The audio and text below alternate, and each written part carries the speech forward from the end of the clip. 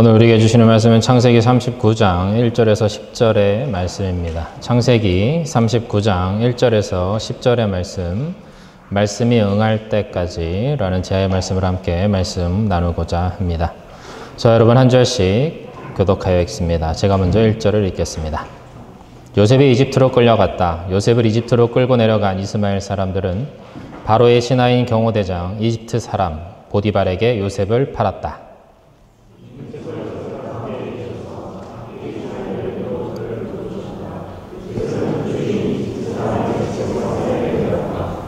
그 주인은 주님께서 요셉과 함께 계시며 요셉이 하는 일마다 잘 되도록 주님께서 돌보신다는 것을 알았다.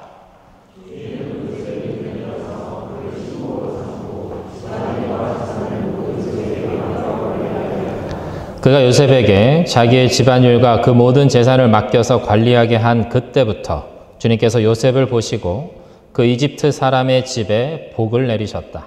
주님께서 내리시는 복이 주인의 집 안에 있는 것이든지 밭에 있는 것이든지 그 주인이 가진 모든 것에 미쳤다.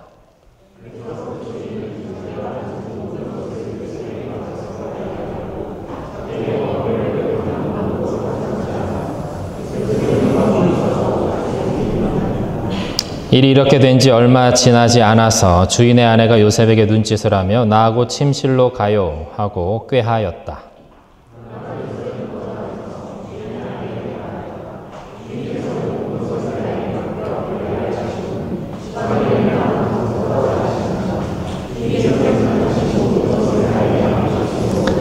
이 집안에서는 나의 위에는 아무도 없습니다. 나의 주인께서 나의 마음대로 하지 못하게 한 것은 한 가지 뿐입니다. 그것은 마님입니다. 마님은 주인 어르신의 부인이시기 때문입니다.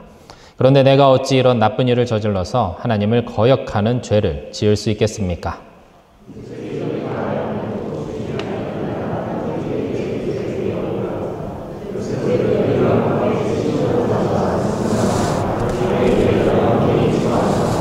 아멘. 마태복음 1장을 보면 누가 누구를 낳고 누가 누구를 낳고 라는 문구가 계속해서 반복되면서 여러 가지 이름들이 가득 채워지고 있는 것을 볼 수 있습니다. 도대체 어떤 의미가 있는지 알 수 없는 이름과 이름이 이어지는 족보가 나열되고 있는 것입니다. 그 중에 마태복음 1장 1절에서 3절의 말씀을 제가 읽어보겠습니다. 아브라함의 자손이요 다윗의 자손인 예수 그리스도의 계보는 이러하다. 아브라함은 이삭을 낳고 이삭은 야곱을 낳고 야곱은 유다와 그의 형제들을 낳고 유다는 다말에게서 베레스와 세라를 낳고 이렇게 되어 있습니다. 우리가 창세기의 인물들을 통해서 함께 확인하고자 하는 것은 하나님의 나라가 어떻게 아브라함으로부터 시작되어서 예수 그리스도께로 이어졌는가에 있습니다. 다시 말해서 창세기 12장에서 아브라함을 선택하시고 그와 맺으신 언약이 여러 사람들을 지나서 예수 그리스도까지 이어져 마침내 십자가의 죽으심과 부활을 통해 이 땅 가운데 하나님의 나라가 이루어졌다라는 것을 이해하기 위해서입니다. 지난주 청소년부 아이들과 함께 이야기를 나누면서 우리가 왜 성경을 읽고 연구하고 배우는 것이 더 필요한가라는 아주 중요한 질문을 받았습니다. 이 질문에 대한 저의 대답은 예수를 믿는 것에서 지나서 예수를 더 잘 믿기 위해서 우리는 성경을 계속해서 배워나가야 된다라고 대답하였습니다.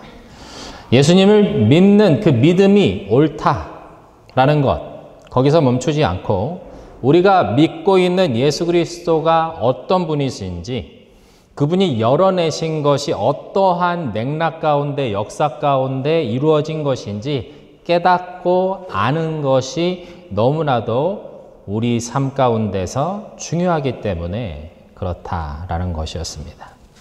우리 청소년들은 다 착하고 지혜롭기 때문에 제가 하는 말에 모두 고개를 이렇게 끄덕이면서 동의해 주었습니다. 마태복음의 시작이 족보인 것, 우리가 함께 읽은 것처럼 마태복음의 시작이 족보인 것도 이것과 관련이 있습니다. 아브라함과 맺으신 하나님의 언약이 예수 그리스도를 향해 가고 있다라는 것. 이 말씀이 하나님의 아들이신 예수 그리스도를 통해서 온전히 이루어졌다라는 것을 말씀하기 위해서 마태복음은 그 언약의 계보를 기록하고 있는 것입니다. 그 시작은 우리가 잘 알다시피 아브라함입니다. 그리고 이삭, 그리고 야곱, 그 다음이 유다와 그의 형제들이라고 기록하고 있습니다. 먼저 유다는 야곱의 넷째 아들입니다. 야곱 자신이 둘째 아들이었습니다.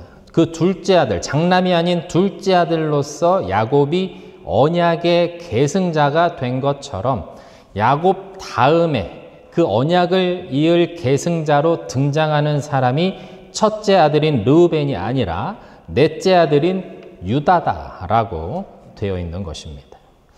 그래서 마태복음 1장에서 나타나는 중요 인물인 다윗 그리고 예수님까지 이 유다 다음에는 다 유다 지파, 유다 출신이 되는 것이죠.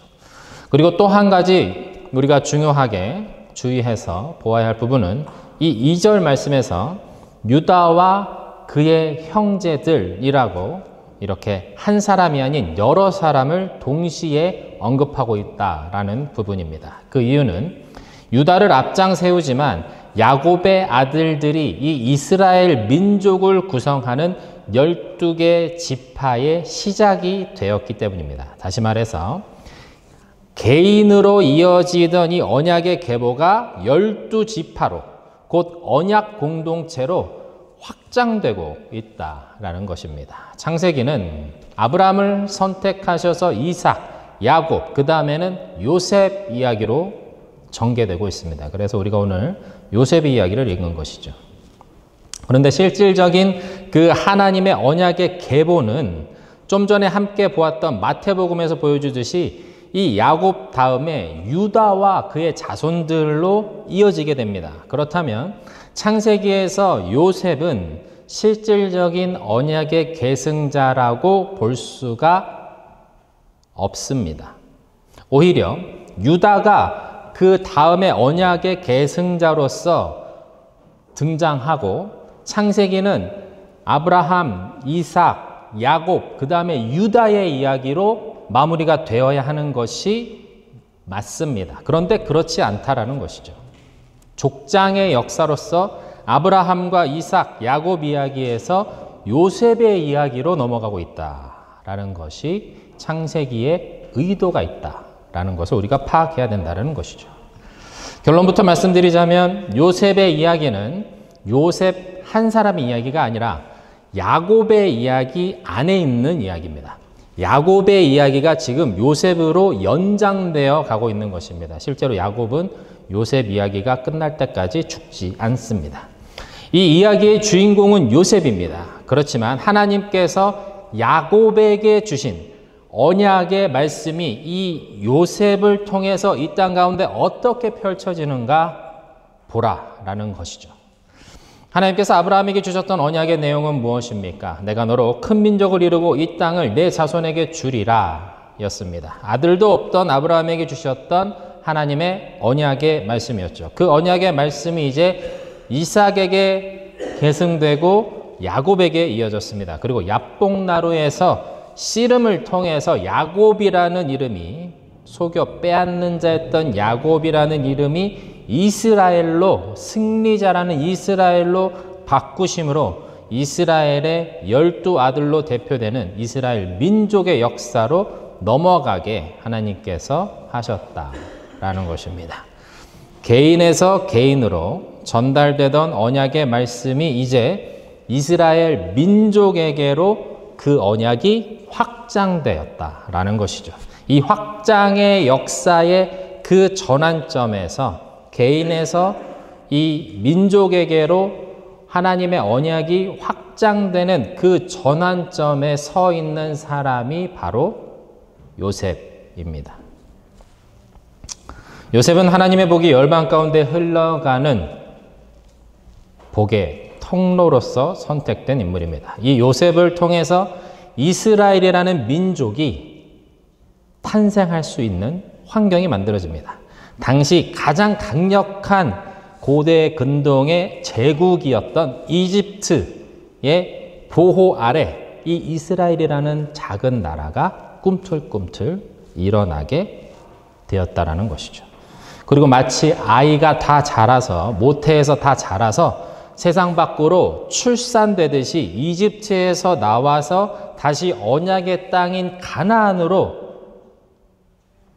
들어가는 겁니다. 그 과정에서 이스라엘 백성들은 말씀대로 큰 민족을 이루어 그 가나안 땅, 언약의 땅으로 들어가게 되는 것이죠. 내가 너로 큰 민족을 이루고 이 땅을 내 자손에게 주리라 약속하신 하나님의 말씀이 이렇게 이루어지게 되었다라는 것입니다. 이러한 관점을 가지고 요셉의 이야기를 같이 한번 들여다보고자 합니다. 요셉은 야곱이 사랑했던 여인 라헬이 낳았던 첫 번째 아들입니다. 그래서 야곱은 다른 아들들보다 요셉을 더 사랑했습니다. 창세기 37장 2절에서 4절의 말씀을 제가 세 번역으로 읽어보겠습니다. 야곱의 역사는 이러하다. 17살 된 소년 요셉이 아버지의 첩들인 비라와 실바가 낳은 형들과 함께 양을 치는데 요셉은 형들의 허물을 아버지에게 일러 바치곤 하였다. 이스라엘은 늙음하게 요셉을 얻었으므로 다른 아들들보다 요셉을 더 사랑하여서 그에게 화려한 옷을 지어서 입혔다. 형들은 아버지가 그를 자기들보다 더 사랑하는 것을 보고서 요셉을 미워하며 그에게 말 한마디도 다정스럽게 하는 법이 없었다. 요셉은 화려한 옷을 입었습니다. 개역개정에서는 채색 옷이라고 되어 있는데 다른 형제들보다 더 좋은 옷을 입었다는 뜻이 됩니다. 그 이유는 야곱이 유일하게 사랑했던 라헬의 첫째 아들이 바로 요셉이었고 야곱이 늦지막히 얻은 아들이었기 때문에 더 그러했다라고 이야기합니다. 아버지의 특별한 사랑을 받고 있던 요셉, 그는 다른 형들의 허물을 아버지인 이스라엘에게 일러 바치기까지 했습니다. 형들로서는 도저히 사랑할 수 없는 그런 존재였습니다. 그들은 한 아버지의 아들들이었습니다. 하지만 어머니들은 다 달랐습니다. 그 안에서 시기와 질투가 없을 수 없는 그런 구조였다라는 것이죠. 많은 형제 중에 한 명만 더 좋은 옷을 입고 많은 형제 중에 한 명만 유독 아버지가 더 사랑한다라는 것. 나머지 형제들의 분노를 살 수밖에 없었습니다. 게다가 고자질까지 하니까 얼마나 얄미웠겠습니까? 그런데 어느 날 요셉이 자신이 꾼 꿈 이야기를 합니다.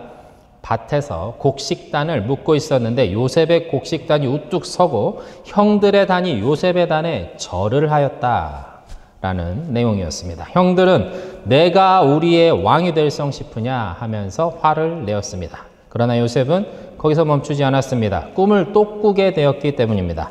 이번에는 해와 달과 11개의 별이 자신에게 절을 하더라라는 것이었습니다. 형들은 물론 이번에는 아버지 야곱이 나서서 요셉을 나무랐습니다. 형들이 멀리 양을 치러 간 어느 날 아버지 야곱은 요셉에게 형들이 잘 있는지 한번 보고 오라 라는 심부름을 시키십니다.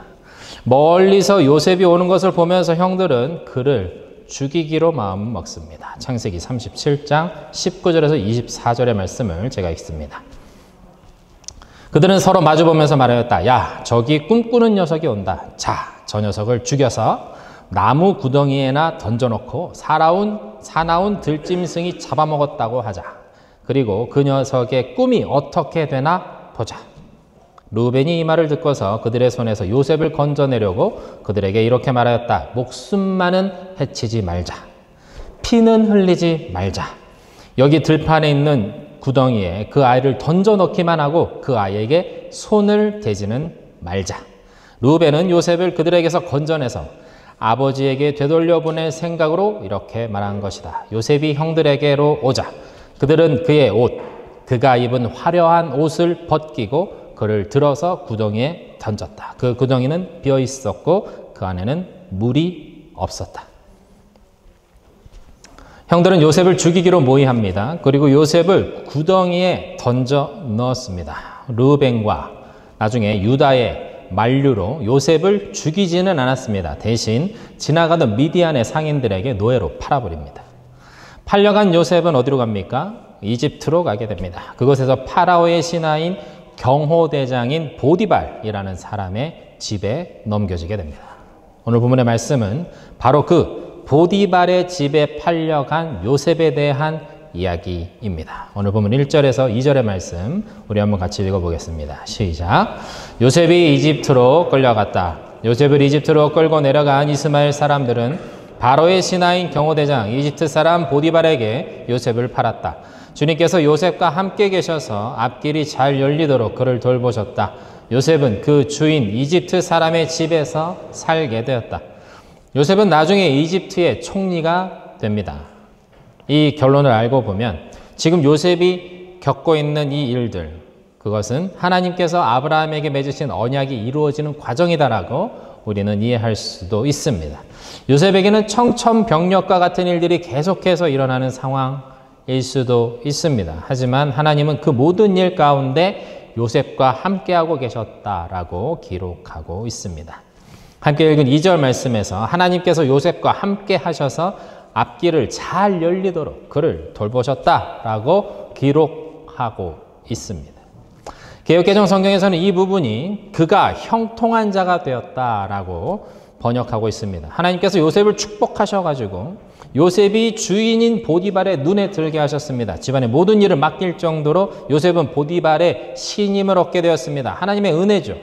그러나 다시 생각해보면 요셉이 과연 형통한 삶을 살았는가? 과연 그가 그의 삶이 하나님 앞에 하나님과 함께 하시는 복받은 인생이라고 자랑할 만한 인생인가? 우리는 한번 질문해 보아야 합니다. 왜냐하면 요셉은 지금 노예이기 때문에 그렇습니다. 아무리 보디발의 총애를 받는다 하더라도 그의 신분은 노예입니다. 우리가 잘 알다시피 보디발의 아내의 유혹을 뿌리친 대가로 요셉은 억울하게 감옥까지 가게 됩니다. 그럼에도 불구하고 성경은 요셉의 인생에 하나님께서 함께 하심으로 형통하였다라고 말씀합니다. 시편 105편에서 이러한 요셉의 인생을 이렇게 언급합니다. 제가 시편 105편 16절에서 19절의 말씀을 개역개정으로 읽습니다. 그가 또 그 땅에 기근이 들게 하사 그들이 의지하고 있는 양식을 다 끊으셨도다. 그가 한 사람을 앞서 보내셨으며 요셉이 종으로 팔렸도다. 그의 발은 착고를 차고 그의 몸은 쇠사슬에 매였으니 곧 여호와의 말씀이 응할 때까지라. 그의 말씀이 그를 단련하였도다. 요셉은 하나님의 말씀이 이루어질 때까지, 그 말씀이 응할 때까지 말씀에 의해 단련되고 있었습니다. 말씀이, 여호와의 말씀이 요셉을 단련하였습니다. 그는 종으로 팔렸고 감옥에 갇혀서 발은 착고에 묶였으며 몸은 쇠사슬에 묶였습니다. 형들의 곡식단이 자신의 곡식단에 허리를 굽혀 인사하는 꿈을 꾸게 하신 하나님은 요셉을 노예로 팔리게 하시고 억울하게 옥살이를 하도록 내버려 두셨습니다. 그것을 시편 기자는 말씀이 요셉을 단련하였다라고 표현하고 있는 것입니다. 창세기에서는 형통하게 하셨다라고 되어 있지만 시편에서 말씀이 요셉을 단련하였다라고 기록하고 있는 것이죠. 하나님께서 요셉을 단련하신 방법이 무엇입니까? 그가 어디를 가든지 형통하게 하신 것이었습니다. 노예로 팔려 보디발의 집에 있을 때도 모든 것이 요셉의 손을 거치면 복을 받게 하셨습니다. 오늘 본문 5절 말씀을 우리 한번 같이 읽겠습니다. 시작. 그가 요셉에게 자기의 집안일과 그 모든 재산을 맡겨서 관리하게 한 그때부터 주님께서 요셉을 보시고 그 이집트 사람의 집에 복을 내리셨다. 주님께서 내리시는 복이 주인의 집안에 있는 것이든지 밭에 있는 것이든지 그 주인이 가진 모든 것에 미쳤다. 요셉의 축복의 영역, 그것은 그가 담당하고 있는 보디발 집안의 모든 재산에 이르렀습니다. 하나님께서 요셉을 보시고 이방 사람, 이집트 사람인 그 보디발의 집을 축복하셨습니다. 하나님의 사람으로 세상 속에서 이러한 복을 누리시는 저와 여러분 되시길 주님의 이름으로 축원드립니다. 말씀드렸다시피 보디발에게 인정을 받는다고 해서 요셉의 삶이 변화한 것은 아닙니다. 그의 신분이 달라지지 않았습니다. 누명을 쓰고 감옥에 가서 나중에는 또 간수장의 총애를 받아서 감옥에 있는 일을 또 관리합니다.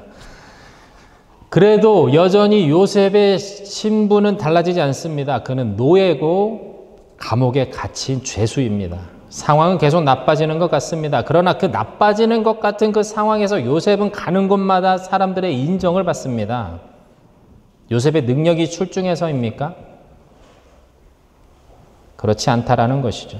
하나님께서 요셉을 축복하셨기 때문에 그에게 지혜와 언변과 일을 처리하는 능력과 그가 하는 모든 일이 잘 되는 은혜를 하나님께서 주셨기 때문에 여기저기 가리지 않고 요셉은 그렇게 인정받는 자가 되었다라는 뜻입니다. 요셉을 향한 하나님의 훈련, 그것은 이렇게 이루어집니다. 요셉이 형들에 의해서 구덩이에 던져지고 노예가 되고 감옥에 갇히는 신세가 되었을 때에 그의 발에 착고가 채워졌을 때에 요셉은 아무것도 할 수 없다. 저는 아무것도 아닙니다라는 것을 고백할 수밖에 없었습니다. 요셉은 자신이 살고 죽는 것이 오직 하나님의 손에 있다라는 것을 알고 있었습니다. 극단적인 환경에서 요셉이 하나님만을 의지할 수밖에 없었다라는 것이죠. 다른 선택지가 있습니까? 요셉에게 주어진 선택지는 없습니다. 주님께 자신을 맡기는 것, 주님만을 바라보는 것, 그것 외에 요셉이 할 수 있는 것은 아무것도 없었습니다. 그것이 하나님께서 궁극적으로 요셉에게 원하시는 것이었고 요셉을 통해서 일하실 수 있는 유일한 방법입니다. 그것이 요셉을 향한 하나님의 계획이었습니다. 요셉은 자신의 의지와 상관없이 정해진 환경에 따라서 하나님의 말씀이 응할 때까지, 할렐루야, 하나님의 말씀이 응할 때까지 오직 하나님만 의지할 수밖에 없는 그 사람으로, 그 인내의 사람으로, 훈련받고 단련받는 사람으로 서 있었습니다. 우리는 그리스도인입니다. 그리스도인들은 세상을 살아가면서 그리스도인답게, 믿음의 사람들답게 살아가야 합니다. 그것은 다른 사람들과 경쟁하면서 세상 가운데 살아남고 세상 가운데 성공하고 무엇인가 이룬다라는 것, 그것과는 다른 차원이 다른 삶입니다. 내가 더 열심히 일하고 열심히 노력해서 실력을 쌓아서 하나님 앞에 영광을 돌리겠습니다. 그것으로 좋은 그리스도인이 결코 될 수 없습니다. 그리스도인의 삶은 내 삶에 하나님께서 간섭하시고 내 삶에 하나님께서 일하실 수 있도록 내 삶을 주님께 내어드리는 것, 그것으로부터 시작이 됩니다. 능력이 많으십니까? 주님을 의지할 수 있도록 내 능력을 제어할 필요가 있습니다. 내 능력을 하나님 앞에서 제어하고 앞세우지 않는 훈련이 필요합니다. 지혜가 많으십니까? 내 지혜가 하나님의 계획보다 앞서지 않도록 내 지혜를 붙들고 때로는 덜어내는 훈련이 필요합니다. 의지가 강하십니까? 내 의지가 하나님의 뜻에 합당하도록 내 마음을 겸손케 하고 부드럽게 하는 훈련이 필요합니다. 요셉이 지금 이 훈련을 하고 있습니다. 주님께 자신을 온전히 맡겨드리는 훈련 말입니다. 그러므로 말미암아 자신의 인생에 주님께서 찾아오셔서 마음껏 그 말씀이 응할 수 있도록 하는 것입니다. 야곱도 그러했습니다. 하나님만 의지하며 주님께 맡겨드리며 살아가야 하는 그 사명의 자리, 그 가나안 땅에 들어가기 직전에 야복나루에서 그는 씨름하며 마침내 자신을 주님 앞에 온전히 내어놓고 자유함을 누릴 수 있었습니다. 고난은 우리를 돌아보게 합니다. 감옥에 갇히게 되면 얼마나 많은 생각을 하게 되겠습니까? 후회하고 슬퍼하고 분노하고 온갖 감정들로 인해서 처음 며칠은 잠도 제대로 못 잘 것입니다. 그러나 하나님께서는 그곳에서 요셉과 함께 하셨습니다. 극단적인 환경 속에서 믿음을 지켜내고 벼텨낼 때에 하나님께서 새로운 일을 이루시는 것을 요셉에게 보게 하셨습니다. 그리고 마침내 이집트의 총리가 되었을 때에 하나님께서 맡기시는 일을 감당할 수 있는 믿음의 사람으로 요셉을 세워주셨습니다. 요셉 한 사람으로 인해서 이집트는 물론 주변 국가의 사람들이 기근으로 굶어 죽는 것을 면하게 되었습니다. 무슨 말입니까? 요셉이 보디발의 집에서 자신이 감당했던 그 영역 안에서 충만한 하나님의 복이 흘러가게 하였다면 이제는 이집트의 총리가 되어서 그 제국이 담당하는 영역, 곧 이집트의 통치력이 미치는 이웃나라까지 하나님의 축복이 요셉 한 사람으로 통해서 흘러갔다라는 뜻이 됩니다. 요셉 때문에, 요셉을 통해서 이루어진 놀라운 역사였습니다. 하나님은 당신의 일을 이루시기 위해서 먼저 다른 것을 하지 않으십니다. 하나님은 사람을 뽑으십니다. 사람을 선택하십니다. 사람을 고르십니다. 그것이 성경이 말해주고 있는 것입니다. 그리고 그의 삶을 다루십니다. 변화시키십니다. 하나님의 축복이 그 사람을 통해서 이 땅 가운데 흘러가게 하십니다. 하나님은 복주기 원하시는 분이십니다. 너무나도 축복해주고 싶어 하시는 분이십니다. 그게 안 됩니다. 그래서 사람을 찾으시는 겁니다. 하나님의 사람은 하나님의 축복의 통로가 됩니다. 이것은 다른 말로 하면 하나님의 통치가 이 땅 가운데 이루어지게 하는 것입니다. 하나님의 나라는 통치의 개념입니다. 땅의 개념이 아닙니다. 하나님의 통치가, 하나님의 말씀의 통치가 이 땅 가운데 살아가는 사람들에게 들어가고 임하게 하는 것이죠. 하나님께서 요셉에게 맡겨주신 영역이 있습니다. 그 영역이 점점 확장되면서 하나님께서 아브라함에게 말씀하셨던 것, 내 자손으로 말미암아 열방이 복을 받게 될 것이다라는 그 약속의 말씀이 요셉을 통해서 이집트와 그 주변 국가에 이루어진 것이죠. 하나님의 나라가 요셉을 통해 이루어졌습니다. 사랑하는 믿음의 복음교회 성도 여러분, 하나님은 우리 한 사람만을 위해서 축복하지 않으십니다. 하나님께서는 이 축복이, 당신의 축복이 우리를 통해 세상 가운데 흘러가기를 원하십니다. 그것이 땅의 축복이든 영적인 축복이든 우리를 통해서 흘러가기를 원하십니다. 그것이 바로 하나님의 나라이기 때문에 그렇습니다. 하나님은 충만하신 분입니다. 하나님은 충만하신 분이에요. 충만 위에 충만하신 분이에요. 온 우주의 모든 것을 다 소유하고 계신 분이에요. 물질의 축복, 영적인 축복 모두가 다 하나님으로부터 오는 것입니다. 세상이 말하는 것, 세상에 축복받았구나라는 것과는 차원이 다른 축복입니다. 그것이 아브라함과 이삭과 야곱 그리고 요셉이 경험하고 이루어낸 하나님 나라입니다.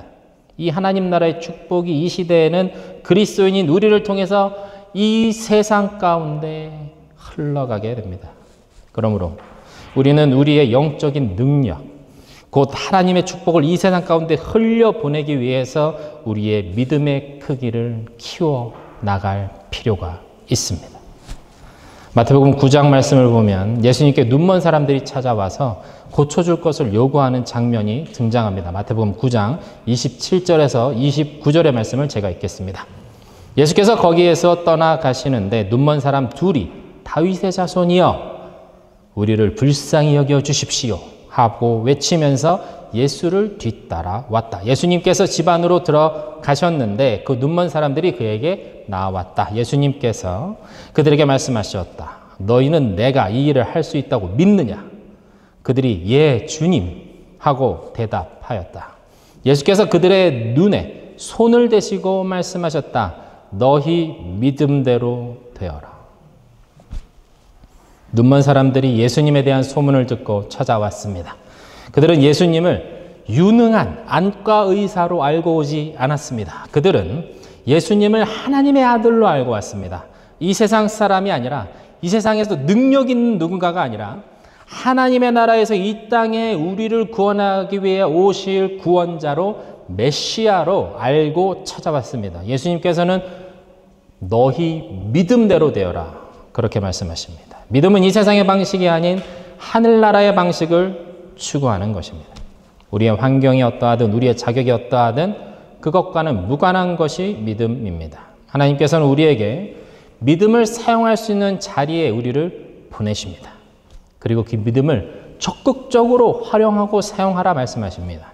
그 충만하신 하나님의 축복으로 이 세상을 축복하시고 하나님의 나라를 세워나가라 말씀하십니다.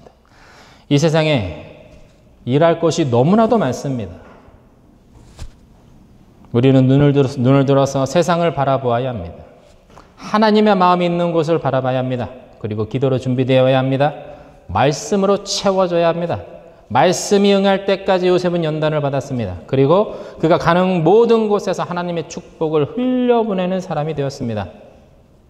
얼마나 멋있는 삶입니까?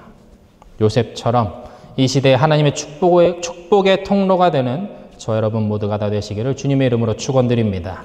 우리 앞에 놓인 삶의 문제, 그것은 우리의 믿음을 연단하는 도구입니다. 다른 큰 의미는 없는 것 같습니다. 우리를 하나님의 사람으로 빚어가시는 그 말씀의 연단입니다. 나의 능력이 아닌 주님을 의지하는 법을 배워나가는 자리, 그 자리가 바로 고난의 자리, 연단의 자리입니다. 연단이 끝나면 하나님께서 우리를 요셉처럼 들어서 사용하실 것입니다. 요셉처럼 맡겨주신 그 영역 안에서 그 영역을 넓혀감으로 하나님의 나라를 만들어가게 하실 것입니다. 주님께서 우리 삶에 직접 찾아오셔서 나를 비워서 주님이 나의 삶에 찾아오셔서 당신의 일을 내가 맡고 있는 그 영역 안에서 충만하게 해나가실 수 있도록 하는 것, 그것을 주님께서 우리를 통해 이루실 것입니다. 주님께서 마음껏 역사하실 수 있는 축복의 통로가 되는 저 여러분 모두의 인생이 되시기를 주님의 이름으로 축원드립니다. 이 시간 함께 찬양하며 함께 기도하겠습니다.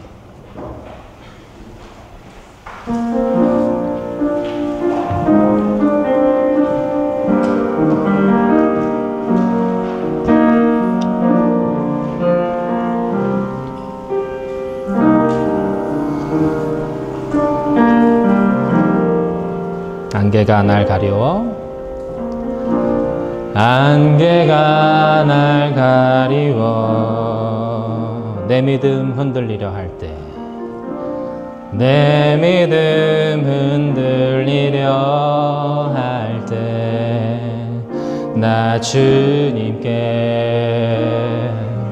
나아가네. 주님은 산 같아서 주님은 산 같아서 여전히 그 자리에 계셔. 눈을 들면 보이리라 날 위한 그 사랑. 주는 나의 도움이시며 주의 계획 영원하시네. 주의 위엄 앞에 믿음으로 순종해 예배드리리.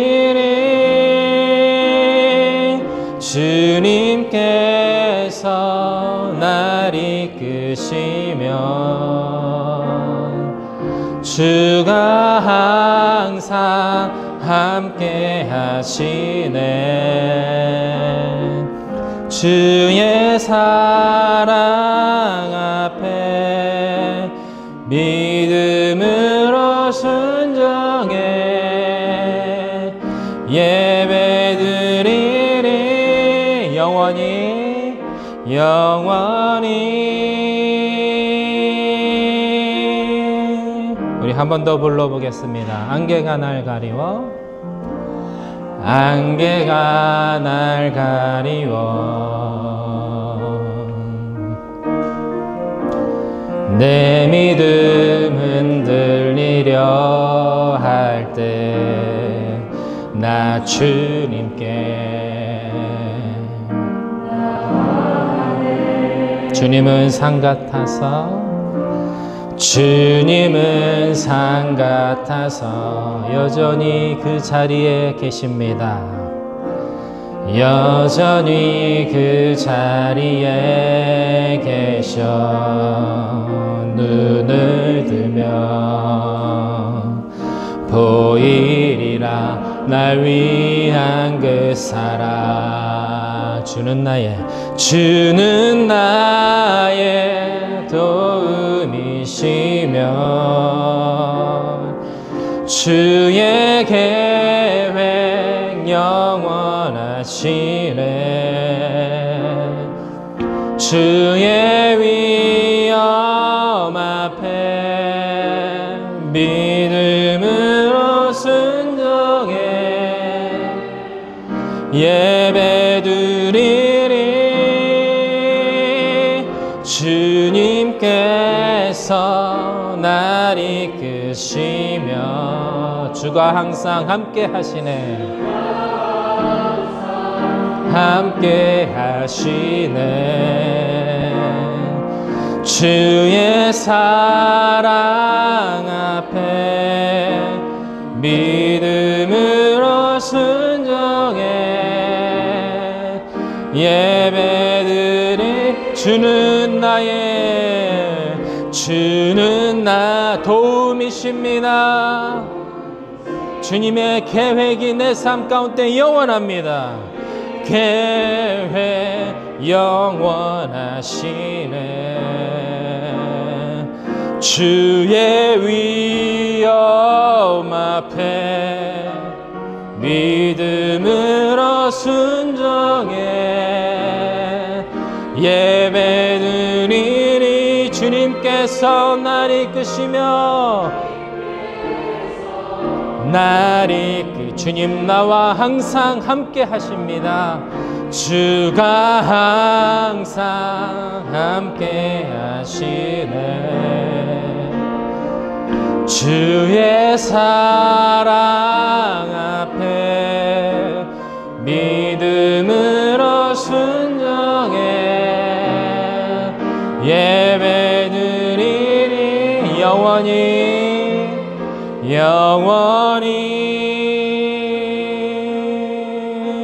사랑하는 여러분, 우리 함께 말씀 붙잡으며 이 시간 기도하길 원합니다. 여러분, 말씀이 응할 때까지 우리를 향한 주님의 말씀이 내 삶 가운데 응할 때까지 여러분 훈련 받으셔야 됩니다. 여러분 피하지 않으시기를 축원합니다. 여러분, 하나님이 우리에게 맡겨주신 영역이 있습니다. 맡겨주신 분야가 있습니다. 하나님 그것을 그냥 주지 않으셨어요. 내가 먹고 사는 걸로 끝나게 하지 않으십니다. 하나님, 내가 준비되게 하여 주십시오. 말씀이 응할 때까지 내가 이 고난과 어려움과 역경 가운데서 주님을 바라보고 또 바라보겠나이다. 나의 신음 소리까지 들으시고 나의 머리카락까지 세심 받으신 그 하나님을 내가 바라봅니다. 주님, 이 연단이 끝날 때 말씀이 임하고 내가 주님께 쓰임받는 그날 내가 주님 앞에 자유함으로 쓰임받는 저로 세워지게 하여 주십시오. 우리에게 맡겨주신 영역, 그 땅을 취하고 그 영역을 믿음으로 취하고 주님의 날, 하나님의 축복의 통로로 하나님의 통치가 임하는 나의 삶으로 주님 쓰임받게 하여 주시옵소서. 우리 한번 같이 주님의 이름 한번 부르며 말씀 붙잡으며 기도하겠습니다. 주여, 주님 믿음을 더하여 주시옵소서. 주님, 사단에게 속지 않길 원합니다. 우리 성도들의 삶을 묻고 너는 작다, 아무것도 할 수 없다 말하는 그 사단의 모든 악한 계교들이 예수의 이름 앞에 무너지게 하시고 참된 자유함으로 완전한 주님의 은혜 안에서 기쁨으로 나아가는 주님의 믿음의 사람들로 세워지게 하여 주시옵소서. 한 사람도 제외되지 아니하고 한 사람도 빠지지 아니하고 그 맡겨주신 주님의 그 삶의 자리에서 주님의 은혜를 누리는 자들 되게 하시고 말씀이 응하는 그때에 기뻐하며 주님 앞에 쓰임받는 자들로 세워지는 요셉과 같은 자들이 이곳 가운데 일어나게 하여 주시옵소서. 특별히 청년 세대와 다음 세대들 가운데 그러한 요셉과 같은 자들이 일어나게 하여 주시옵소서. 민족과 열방 가운데 예수 그리스도의 이름이 전파되며 주님의 나라가 세워지며 가난하고 병든 자들에게 예수 그리스도의 은혜가 전파되며 갇힌 자들에게 복음의 자유가 선포되는 놀라운 은혜가 우리 한 사람 한 사람을 통하여 열려지게 하여 주시옵소서.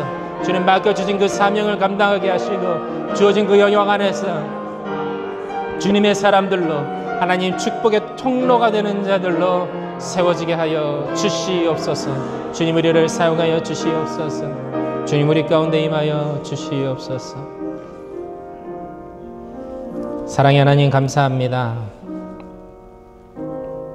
말씀이 응할 때까지, 나를 향한 주님의 그 말씀이 응할 때까지 우리를 단련하시는 주님 감사합니다. 단순히 구원받는 것으로 그치는 것 아니라 주님의 마음을 알고 주님을 더욱 사랑함으로 주님의 뜻에 기뻐함으로 순복할 줄 아는 한 사람으로 빚어가시는 하나님 감사합니다. 주님 우리 삶이 주님 안에서 더 의미 있는 인생이 되기를 원합니다.